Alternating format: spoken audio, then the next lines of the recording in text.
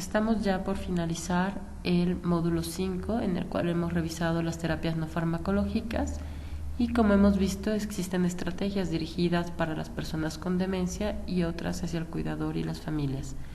En este último tema específicamente hablaremos de los grupos de apoyo, basándonos en una presentación de la doctora Adela Hernández Galván, quien es presidenta de la Federación Mexicana de Alzheimer y una gran colaboradora del Instituto Nacional de Geriatría.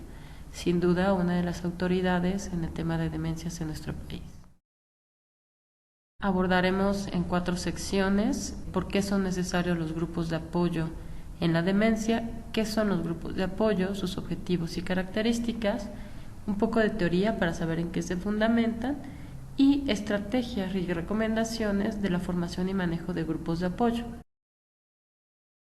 Ante el aumento de las enfermedades crónicas en diferentes lugares del mundo, particularmente en los países de mediano y bajo ingreso como el nuestro, se ha puesto un empeño en generar estrategias que puedan favorecer la salud de estos pacientes y el apego a los tratamientos. Los grupos de ayuda se utilizan para diferentes enfermedades como son la diabetes, que es una de las experiencias más conocidas en nuestro país, o la hipertensión. En este caso veremos por qué son necesarios los grupos de ayuda mutua específicamente en el tema de la demencia. Es importante retomar algunos de los puntos más relevantes que hemos revisado a lo largo de este curso y recordar que la demencia es una enfermedad crónica de origen neurológico que hasta el momento no tiene cura, que se acompaña frecuentemente de alteraciones cognitivas, conductuales y psiquiátricas que hacen difícil el manejo de estas personas en el contexto de los domicilios y ante las cuales tampoco tenemos una cantidad de instituciones o servicios que puedan descargar a las familias o acompañar a las familias en este cuidado. Otra de sus características relevantes es que los síntomas cambian a lo largo de la enfermedad y por tanto se requiere de un cuidador primario que con frecuencia es el único que acompaña a la persona con demencia a lo largo de toda la evolución y que en ocasiones es quien tiene mayor desgaste más que la persona con demencia. Y por tanto la enfermedad genera también un alto impacto en la familia en aspectos diversos como el social, el económico, el anímico, la dinámica familiar se altera. Así es que, teniendo en cuenta este contexto, veremos la relevancia y la utilidad de los grupos de ayuda. Específicamente, ¿por qué son útiles estos grupos de ayuda? Bueno, sabemos que la información del personal de salud en general no es suficiente, o la capacitación para identificar los casos tempranamente, y en ocasiones llegan a transcurrir entre 5 y 8 años desde el inicio de los síntomas y hasta que se logra llegar a un diagnóstico lo más certero posible. En este tiempo ya ha habido una serie de cambios en el paciente que generan alteraciones en la persona quien es el cuidador primario y en la dinámica familiar. Sabemos también que aún en ocasiones cuando el paciente sea identificado tempranamente, no existen todavía los servicios que puedan proveer el acompañamiento y la atención, y esto va generando la carga básicamente en el cuidador primario. Entonces los grupos de ayuda precisamente van a ir a estos 2 grandes rubros: proveer información, acompañamiento y ser un soporte para las personas con demencia y para su familia. Buscando disminuir el agobio que genera la falta de información, es que se han creado estrategias como esta en el Instituto Nacional de Geriatría, porque sabemos lo importante del personal del primer nivel de atención en la información a las personas con demencia y a los familiares. ¿Qué es lo relevante que el personal de la salud debe comunicar a la persona con demencia y a la familia, de entre las muchas posibilidades y de entre la información que se tiene? Fundamentalmente, darles a conocer cuál es la naturaleza y qué tan avanzado está el deterioro cognitivo de la persona, porque esto tiene implicaciones, sí, de la vida cotidiana y en ocasiones también implicaciones legales. También dar a conocer las posibilidades y los alcances del tratamiento farmacológico y del tratamiento no farmacológico. Aquí es fundamental ser claros para generar expectativas congruentes y no falsas expectativas de curación o de una recuperación que sabemos que no será posible, pero sí con la certeza de la ayuda que realmente puede proveerse. cuál va a ser la evolución. Hay que platicarlo tanto con la persona con demencia como con la familia para que ellos puedan prevenir y proveer de manera adecuada los cuidados que irán presentándose. Y como comentábamos, los aspectos legales también son relevantes, las directrices anticipadas o la voluntad anticipada, el arreglo de algunas cuestiones legales en términos de propiedades, testamentos. Esto también es un aspecto fundamental. La conveniencia o no de una estimulación cognitiva, ya sea en terapias individuales o en centros diurnos, el buscar apoyos adicionales que puedan proveer atención a la persona que padece demencia, y también la pertinencia de los grupos de ayuda en el aspecto informativo, pero también terapéutico. Vamos a ir viendo cómo es que estos grupos representan un beneficio en ambos sentidos. ¿Qué es lo que ocurre con las familias antes de participar en un grupo de ayuda?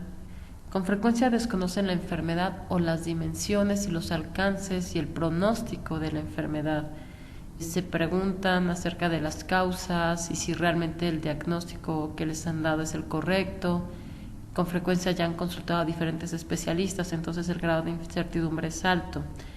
No comprende, por tanto, lo que sucede con la persona enferma y cuesta mucho trabajo reconocer porque hay alternancia entre momentos de lucidez, entonces pueden darse como factores causales a otras circunstancias, y también porque hay una negación. No es sencillo lidiar en ocasiones con el diagnóstico y el pronóstico, menos cuando se trata de personas tan importantes en la familia como puede ser el padre de familia o la madre de familia. Entonces, sentimientos de dolor, de culpa, de vergüenza pueden estar rondando en el ambiente familiar y es importante ayudar a aclararlos. Cuesta trabajo también comprender que nuestra familiar que tiene un proceso demencial no es que no quiera hacer las cosas, sino que no puede hacer las cosas. Para la familia a veces los cambios, aunque han sido evidentes, pueden atribuirse, insisto, a factores que pudieran explicarse de otra manera y no al diagnóstico de demencia. Por eso la dificultad cuando alterna con periodos de lucidez y el paciente hace las cosas correctamente y después vuelve a la agudización de los síntomas demenciales y entonces tiene errores de conducta o de juicio.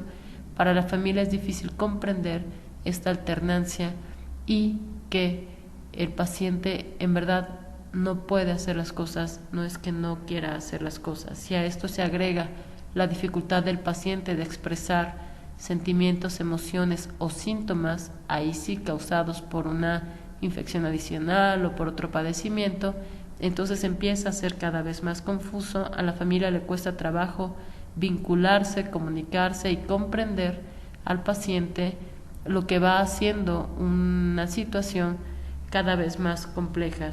Decíamos ya, en ocasiones han consultado a varios especialistas, algunos les han orientado de forma correcta, en ocasiones desafortunadamente ocurre todo lo contrario, y ya comentábamos la negación de la enfermedad. Entonces, en general las familias llegan con mucha confusión, con mucha carga emocional, también en ocasiones tras haber gastado una cantidad importante de dinero en métodos diagnósticos y en diferentes consultas. ¿Qué es lo que ocurre con una familia que ya ha estado integrada a un grupo de ayuda y cuáles serían las expectativas que estos grupos de ayuda deberían generar? Que la familia conozca la enfermedad, que pueda reconocer y comprender los síntomas y saber que en verdad su familiar no puede hacer las cosas, no es que no quiera, pero que su familiar sigue comunicándose en la manera en que es posible con el medio. Y entonces ellos empiezan a comprender un poco mejor la manifestación y las formas de comunicación del familiar. Disminuye sin duda la ansiedad, el enojo, la vergüenza, el desconcierto, al tener conocimiento y al aprender a manejar tanto los sentimientos propios y las pérdidas, como puede ser también el sentimiento de culpa, como aprende también a comunicarse mejor con el familiar con demencia, de tal manera que él o ella se sienta comprendido y puedan entonces atender de mejor manera las necesidades. los esfuerzos van dirigiéndose más al cuidado y al allegarse a una serie de recursos que puedan fortalecer y repartir el cuidado, más que a tratar de cambiar el pronóstico o tratar de buscar alternativas curativas que sabemos que hasta hoy no existen. Puede planificarse de mejor manera el futuro, tanto en aspectos legales, económicos, como en la distribución de las responsabilidades del cuidado. Esto sin duda abonará a un cuidado de mayor calidad, y entonces el cuidador, después de manejar la culpa, el enojo, la frustración, también puede más hablar de sí mismo y empezar a cuidarse de mejor manera, e insistimos en repartir las responsabilidades en la medida de lo posible con la red de apoyo. Se crean entonces estos nuevos lazos, ya sea con familiares o con servicios que en ocasiones pueden ser dentro de la misma comunidad o del mismo entorno. Se busca la ayuda de profesionales que generen asesoría, cuidado, acompañamiento e información de una manera mucho más sistemática, de tal manera que el cuidado va aligerándose y haciéndose de una manera mucho más efectiva, y sin duda la aceptación de la enfermedad como uno de los pasos y de los logros más importantes. Conversemos ahora qué son realmente estos grupos de ayuda y cuáles son sus características para lograr los cambios que hemos comentado. Como hemos comentado, los grupos de ayuda se han utilizado para diferentes estrategias. Ya mencionábamos el caso de la diabetes. Entonces, es un grupo de personas que viven un problema común. Puede ser diabetes, puede ser algún problema emocional, puede ser, en este caso, el tener a un familiar enfermo, también en pacientes con cáncer y en los familiares de pacientes con cáncer. Es una estrategia que se ha utilizado, entonces esa característica es relevante. Tienen un problema común, se reúnen periódicamente, es decir, hay una sistematización de una forma de trabajo. Ellos pueden decidir a conveniencia del grupo, y también dependiendo del tema del que estén tratando, la conveniencia, para que también resulte factible y todos puedan cumplir con las citas que se tienen programadas, las reuniones, pero sí se requiere una periodicidad, y el objetivo fundamental es brindarse ayuda compartiendo experiencias. Vamos a ver más adelante qué es lo que pasa con el allegarse a información y el compartir con expertos. Existen elementos importantes de los grupos de ayuda, sin duda los cuidadores y los familiares como la población a ser beneficiada. Dentro de las características más importantes es la empatía, la comunicación, el respeto y el fin de autoayuda. Autoayuda entendida como un beneficio para todo el grupo y autoayuda también entendida desde lo individual. Y la presencia de un facilitador que permita la organización y el mejor funcionamiento del grupo. Existen también principios básicos del grupo de ayuda. Es un grupo heterogéneo, ya comentábamos que pueden llegar personas de cualquier índole, pero lo que los hace en común es el problema que comparten. Es un grupo flexible, dinámico, y por tanto se basa en las necesidades de sus integrantes. En este caso, el coordinador y facilitador es básicamente una guía que ayuda a que se organice el grupo, a que se dé seguimiento a las sesiones, que ayuda a generar o a integrar información o a acercar información, pero que se guía a partir de las necesidades del grupo. Debe favorecer la escucha, el respeto, la empatía, la confidencialidad, que es fundamental. Lo que se habla en el grupo, lo que se trata en el grupo, se queda en el grupo, y también se ponen algunas reglas de común acuerdo que todos estén dispuestos a respetar. Un ejemplo muy socorrido es el uso de los teléfonos celulares, solo por citar un ejemplo. Entonces las reglas deben ser de común acuerdo para que todos los miembros del grupo se sientan identificados con ellas y las adopten. Si bien los grupos de ayuda buscan dar apoyo a la familia, sabemos que con frecuencia recae el cuidado de una sola persona y el cuidador es el foco principal de atención de estos grupos de ayuda.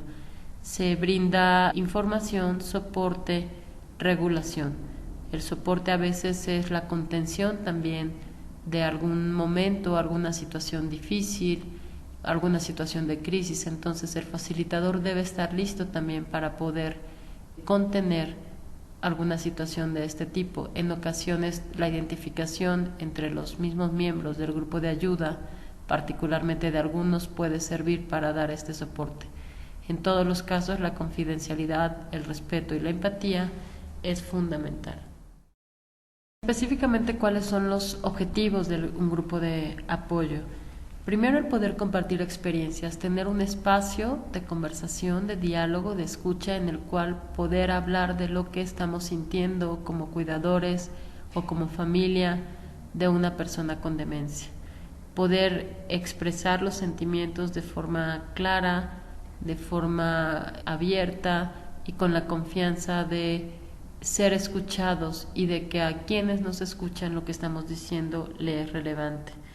Regular la relación afectiva también con el enfermo, ayudando a elaborar la pérdida y la separación parcial, ayudando a elaborar los sentimientos de culpa, ayudando a identificar también momentos en los cuales requerimos ayuda e ir identificando cómo es que podemos o a quiénes podemos solicitarla, que esto permita también la recuperación de la vida del cuidador, porque en ocasiones se vuelcan al cuidado dejando de lado los aspectos de la vida personal, desde el cuidado físico, el resto de la familia, la interacción con la pareja o con los hijos, y es muy relevante identificando esto.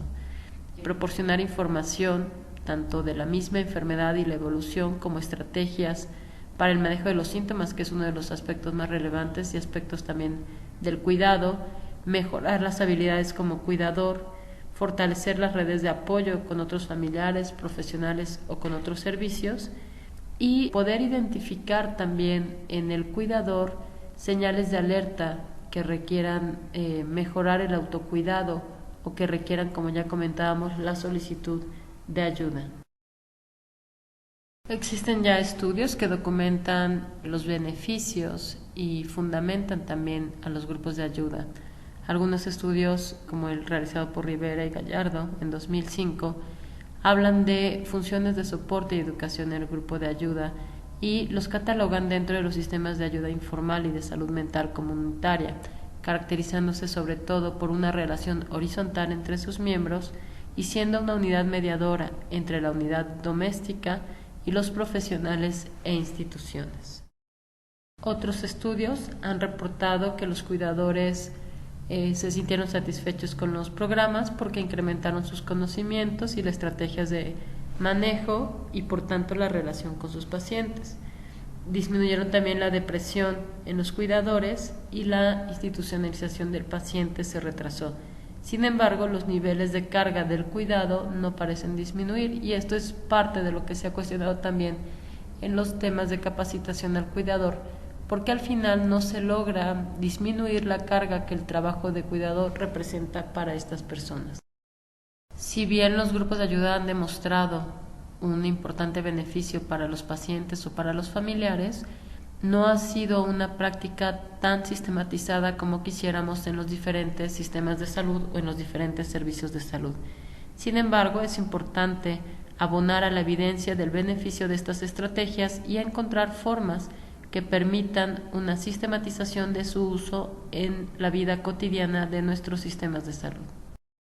Conversemos ahora sobre la formación y el manejo de los grupos de apoyo, algunas recomendaciones que la doctora Adela Hernández da para la formación de estos grupos en nuestro contexto. Iniciar un grupo de ayuda sin duda es una estrategia que aportará muchísimo a las personas que participen y es también una gran responsabilidad. De ahí que la propuesta de respondernos primero a si tengo tiempo y energía necesaria, si puedo hacer frente a las demandas de la organización, si quiero escuchar las dificultades y problemas de otros y si tengo información necesaria. Para iniciar es importante identificar y convocar a personas que viven el problema y que quisieran participar. Visitar otros grupos de autoayuda nos da información y nos da una idea de cómo llevarlo a cabo y de conocer algunas formas de trabajo. Es importante generar un directorio de servicios que puedan estar de forma medianamente cercana en el ámbito donde queremos formar el grupo de ayuda, así como buscar profesionales de salud que puedan ayudar, brindándonos información u orientándonos o facilitando el acceso a ciertas instituciones. Es muy conveniente promocionar las reuniones en medios de comunicación locales o utilizando ahora las redes sociales, que son muy socorridas precisamente para la difusión de eventos. También en lugares estratégicos, a veces estamos en entornos rurales o suburbanos, donde las iglesias, los mercados, las farmacias, las tiendas son puntos de gran confluencia de las personas que habitan en la zona y nos pueden servir para hacer difusión de las diferentes sesiones que vamos a llevar a cabo. Para llevar a cabo la formación del grupo de ayuda, el lugar es muy importante, por lo cual sugerimos que sea un lugar neutro, de fácil acceso, conocido por todos, con suficiente privacidad, idealmente gratuito, para que esto permita mayor continuidad y factibilidad del grupo de ayuda, con servicios básicos como baño y sillas o bancas. Realizar las reuniones en el mismo lugar a la misma hora, se puede elegir, por ejemplo, el tercer sábado de mes o el primer domingo de mes, de tal manera que las personas puedan agendar y prever esta actividad como parte de su rutina. Las sesiones, preferentemente que no rebasen 2 horas y que tampoco se convierta en un sistema de conferencias o de clases. Si bien la información es importante para mejorar el cuidado, disminuir la ansiedad, proveer conocimiento, herramientas y habilidades, también es muy importante que se potencie como un espacio de intercambio de sentimientos y de experiencias y de acompañamiento. El costo, la verdad es que no debería tenerlo porque son servicios que se van haciendo de forma colaborativa y en realidad buscamos que sea accesible a todos y sobre todo a quienes más lo necesitan. En ocasiones, para sobrellevar los gastos que esto genera, podemos ir documentando nuestro trabajo y ya sea de forma colaborativa poder llevar algunos víveres sencillos y empezar a buscar apoyo de otras instituciones o fundaciones que puedan ayudar en la provisión de agua o de café, de galletas, para una sesión de 2 horas. Adentrándonos ya en el manejo de los grupos de ayuda mutua, una vez que tenemos al grupo, en ocasiones puede ser que sean muy pocos los participantes, en otras ocasiones puede haber sesiones muy numerosas. En realidad esto va fluctuando conforme la gente se va sintiendo más cómoda y se va llegando a un número más o menos homogéneo de participantes. También aquellos que sientan satisfechas sus expectativas probablemente dejen de participar y llegarán nuevos que se hayan enterado de la iniciativa y que consideren que pueden beneficiarse. Así es que no hay que preocuparse por el número de participantes. Se recomienda sentarse en círculo de tal manera que esto dé una horizontalidad a los participantes, es decir, no hay un maestro, no hay alguien que lleva solamente la voz, sino todos estamos en una participación mucho más homogénea. Sí es importante que el coordinador dé un encuadre de qué se va a tratar la sesión, cuál es el tema, cuáles son los objetivos. También recordar que es un ámbito de carácter de autoayuda y colaborativo, sin fines políticos, sociales, religiosos o de otro tipo, y que los elementos de confianza, de respeto, de acompañamiento, sin juicios y sin críticas, son fundamentales. Idealmente iniciar con una presentación de los participantes, porque puede haber, como comentábamos, personas nuevas. A veces es necesario empujar un poquito, incentivar a los nuevos integrantes a presentarse. Si hubiera alguna resistencia, bueno, podemos esperar para una siguiente sesión, no hay que forzar. Y también se recomienda el uso de gafetes. Como guías o coordinadores es importante regular los tiempos de participación, procurando que ésta sea equitativa para todos los asistentes. Aprendernos los nombres de los participantes ayuda a generar confianza, además de que da el sentido de identidad al grupo. También conviene sintetizar las ideas generales planteadas en cada participación, lo mismo que hacia el final de la sesión. Retroalimentar cada participación es importante porque de esta manera hacemos sentir al otro que le hemos escuchado y que su participación nos fue importante. Motivar a compartir, solicitar permiso para exponer alguna situación. Puede ser que de manera individual nos hayan confiado una anécdota, una experiencia, pero que pudiera ser ilustrativa para el grupo. Sin embargo, primero hay que pedir permiso antes de poder exponerla ante el grupo. y siempre mantener una actitud empática. Bueno, el hecho de tener programadas las sesiones ya de forma sistemática ayuda a que las personas puedan agendar ese espacio y reservarlo. Sin embargo, también es muy conveniente hacer un recordatorio, ya sea vía correo electrónico o por las redes sociales o bien por teléfono, por lo que es recomendable tener un directorio de nombres, teléfonos, direcciones electrónicas. Ya comentábamos el poder contar con un refrigerio, que esto siempre relaja y da un ambiente un poco más cordial. Tratar de conocer las necesidades de los diferentes participantes. En ocasiones, si bien el grupo puede ser de utilidad, tal vez haya casos especiales que en algún momento específico requieran la canalización o una orientación más específica. Es importante allegarnos de un equipo de trabajo, si bien al inicio tal vez empecemos solo nosotros, el contar con un tesorero, con un secretario, con un pequeño grupo de trabajo que ayude a organizar sin romper la horizontalidad del grupo de ayuda mutua puede ser fundamental para dar continuidad y hacer de esto una estrategia de largo alcance. Bueno, aquí vemos varios de los retos que puede uno enfrentar en la integración de los grupos de ayuda, desde la formación, la organización, la convocatoria. En ocasiones, las personas que quieren asistir a los grupos de ayuda no tienen quien cuide, y esto pasa con mucha frecuencia, no tienen quien cuide al familiar con la enfermedad. Podemos allegarnos también de personas de servicio social o voluntarios que nos ayuden a contener o a tener cierta actividad con las personas con demencia para que sus familiares y sus cuidadores puedan asistir al grupo de ayuda. De ahí también que la duración de 2 horas es la recomendable para poder tener ambas actividades y lograr un mayor apego y una mayor asistencia de los participantes. Es importante conocer las características también de los asistentes para conocer sus intereses y cuáles pudieran ser estrategias mucho más adecuadas para difundir la información o para hacer el intercambio.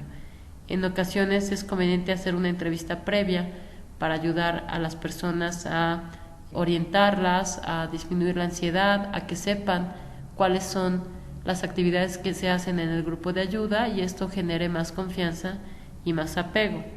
Igualmente, mantener siempre la veracidad, no generar expectativas que no vayamos a cumplir y como puede ser la necesidad de una atención médica, que es una de las preguntas más frecuentes, sino contextualizar adecuadamente a los nuevos participantes para que sepan qué sí pueden encontrar y qué no pueden encontrar en un grupo de ayuda mutua, a qué se comprometen y un poco cuáles son las actividades en las cuales ellos estarán involucrados.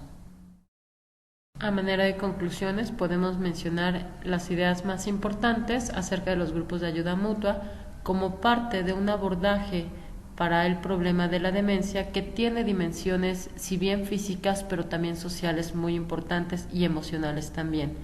Representa para las familias la solución a una gran variedad de situaciones, igualmente sociales, económicas, de información, de adquisición de habilidades, enfocándose, por tanto, principalmente al cuidado del paciente y a la aceptación de la enfermedad en el contexto de su propia dinámica familiar.